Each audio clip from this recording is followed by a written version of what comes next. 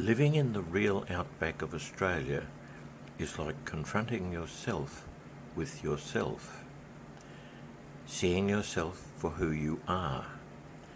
It is like meeting yourself as a stranger and wondering if you will like that person.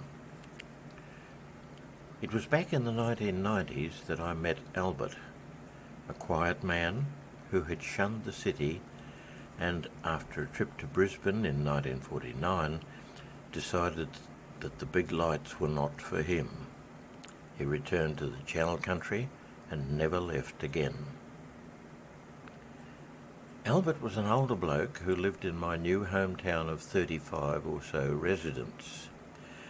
I was a new arrival from the city, not someone you would associate with the bush, the outback, or anywhere remotely remote. Yet I found myself in this place that was so isolated in the middle of nowhere, the back of beyond, the Channel Country, a place that was so far removed from what I thought was real life that it was not real. Albert was 76 years old, and he had a certain love of life that was quiet, and it resonated with me. I warmed to his company and enjoyed his calm.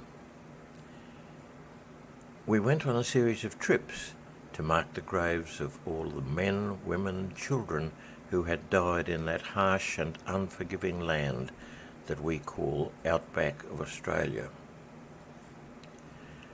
I will never forget the days I spent with him on that red and foreign planet, because to me it was another planet, where he seemed to move between a rock and a tree and know exactly where he was.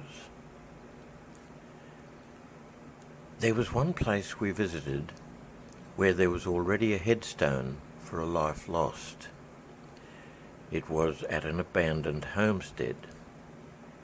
Outside there was an old tricycle, sat strangely frozen in time, as though the child had been riding it had popped inside for lunch and would soon be back. Inside the house, plates sat on the kitchen table, and a book open ready for the reader to return soon and pick up the story that he or she had been reading.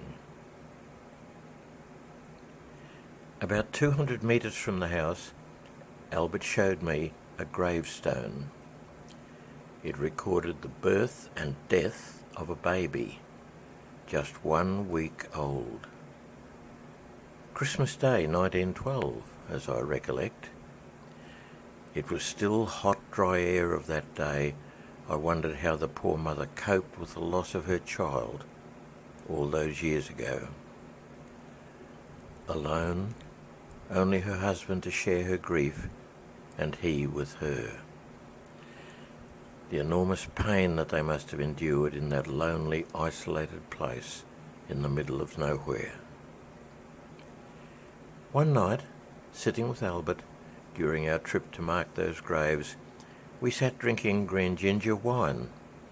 It was a cold and frosty Channel Country night, and we huddled in our swags around the fire. I will always remember sitting in my swag under the vast and endless night sky and listening to his voice as he told me a story from his childhood about one man whose grave had gone unmarked, a swagman who had died in an old shanty of tin.